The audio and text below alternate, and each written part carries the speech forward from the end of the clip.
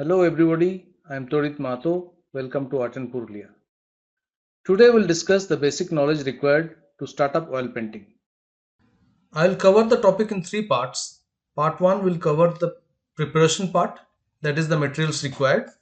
The second part will cover the painting process and techniques. And the third part will cover the post-painting processes of burnishing and cleaning up. At this point, I assume that you are aware of basic drawing and painting concepts like elements of art, composition techniques, studying the subject, lights and shadows, and color concepts. If you are not sure, I would advise you to watch my earlier videos on drawing and colors. Oil paints are quite popular with many artists, primarily because it's quite expressive and forgiving. Its depth and richness of pigment, together with a thick buttery consistency, make it a versatile medium. It remains wet for quite long, and one can manipulate the paints several times.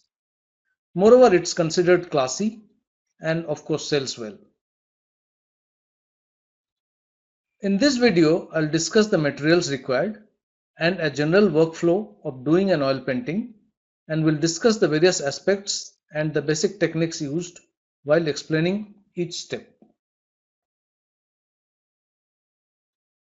Materials required. For painting with oils, you will need a painting surface, most popular being a primed canvas or wood panel, oil paints, medium, normally linseed oil, and a mixture of solvent, paint thinner or solvent, brushes and painting knives, and some other accessories such as easel, palette, and some cloth rag or paper towel. Painting surfaces. Oil paintings can be made on a wide variety of surfaces. The best known is stretched canvas over a wooden frame. However, canvas panels glued to a heavy cardboard base are also quite popular because they are more economical and widely available in a variety of sizes. Wood panels too are popular amongst most professional artists who mostly undertake commission works. They are a bit expensive compared to canvas. Many artists use even chipboard, ply, masonite or hardboard, or MDF, or even thick card. Once primed, many surfaces can be used. Oil paints, being quite slippery in nature, needs a slightly rough base so that the paints stick to the surface and don't move around.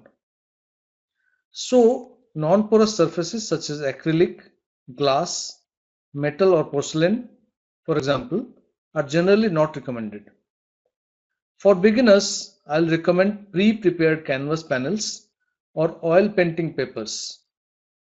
Oil painting papers are specially made with a coating which doesn't allow the oil to spoil the paper. Moreover, the paint sticks to the surface. These papers are generally quite affordable. Paints. Before I talk of the oil paints, I want to warn you of the safety that's required with oil paints.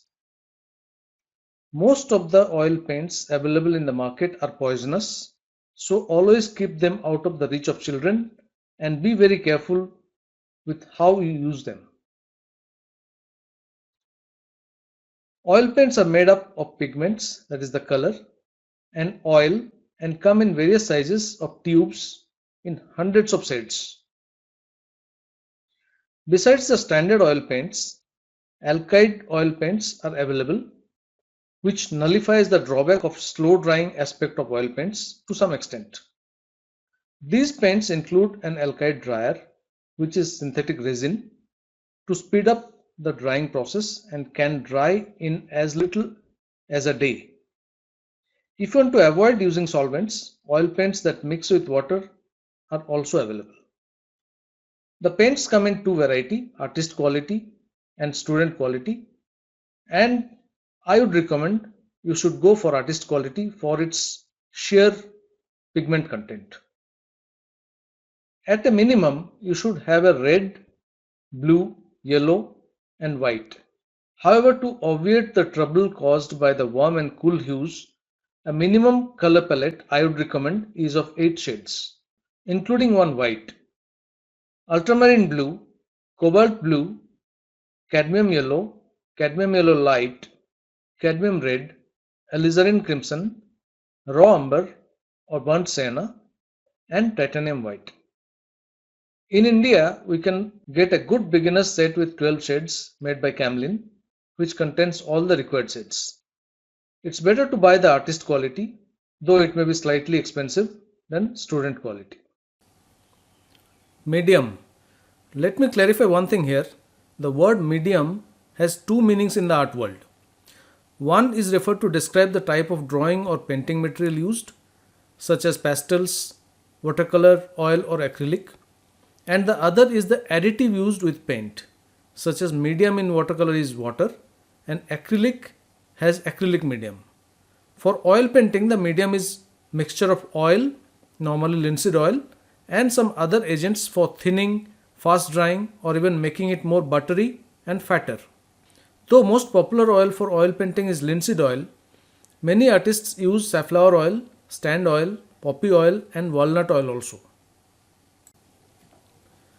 Mediums for oil can be standard.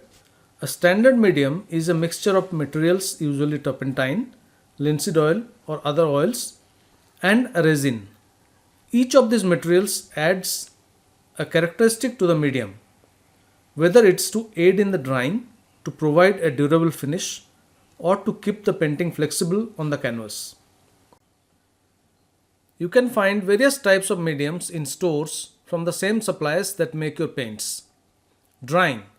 Some mediums speed up drying of the painting. Sometimes the painting will dry overnight. These mediums have the addition of dryers that are tested for stability of the finished painting. Use care when you use these mediums. If a painting dries too rapidly, it may crack or develop fine hairline cracks over time. Glazing. You can use a glazing medium to create transparent layers of color. The mixture is also fast drying to allow repeated buildup of layers of glaze. Impasto. Impasto is a way of painting in thick layers. You can apply the paint itself in a thick manner, or you can use an impasto medium or gel. Add the impasto medium to the paint or your palette to create a thick buttery mixture. Impasto mediums use either natural or synthetic oils and resins to give the paint a thick body. Alkyds. Several companies make painting mediums with synthetic resins known as alkyds. These mediums are very fast drying. An alkyd medium, liquin, made by Winsor and Newton, is quite popular. Advantages of alkyds are they are glossy, dries fast, and fat over lean and thick over thin rule doesn't apply much. But they are expensive and emit fumes. Solvent. A paint solvent, or popularly known as thinner, which, as the name suggests, breaks down the oil and thins the paint. It also speeds up the drying process. But if you add too much thinner, the paint loses its character badly. So be careful while adding thinner to the paint. Normally it's added along with medium or oil. Oil painting involves a steady balance between the amount of oil and paint thinner used. Most popular thinner has been clear turpentine. However, because of its strong smell and being hazardous to health, many artists have switched over to white spirit, specially made for artists, which is odorless or low odor. However, it's a bit expensive. There are some other thinners also available who claim to be odorless or has less odor compared to turpentine, such as terpenoid. Some artists use white spirit as solvent, which is expensive but a good alternative to turpentine. Some artists use linseed oil and alkyd medium in 50-50 ratio and add white spirit as required to thin the paint if required. My recommendation of medium and solvent for beginners would be a mixture of linseed oil and clear turpentine in a ratio of about 1 part oil and 2 part solvent in the first layer, that is thin and lean, then 1 part oil and 1 part solvent in the next layer, and then in the ratio of 2 parts oil and 1 part solvent in the outermost layer, which can be fat and thick. And only if you can afford, try alkyds or white spirit. In India, you will get linseed oil and turpentine, both made by Camlin, and are quite affordable. Special oils. The standard oil that is used as a binder or to mix oil paints is linseed oil. It's the best choice because of cost, stability, and ease of use. But it does have its drawbacks. Linseed oil yellows and darkens with age and dries too quickly with some fast drying pigments. Here is a list of other oils and their characteristics. Stand oil, a polymerized linseed oil that yellows less than untreated linseed oil and slow drying. Walnut oil, yellows less but must be used fresh, will turn rancid and slow drying. Sun thickened linseed oil that's been exposed to air, a fast drying oil that's preferable to refined linseed oil. Refined linseed oil dries slowly and yellows over time. Safflower or poppy seed oil remains wet longer. Brushes. Brushes for oil painting need to be stiff enough to move the thick paint and robust enough to withstand cleaning in solvents. Bristle brushes made with hog hair are the traditional favorite, but synthetic fibers also work well and are less expensive.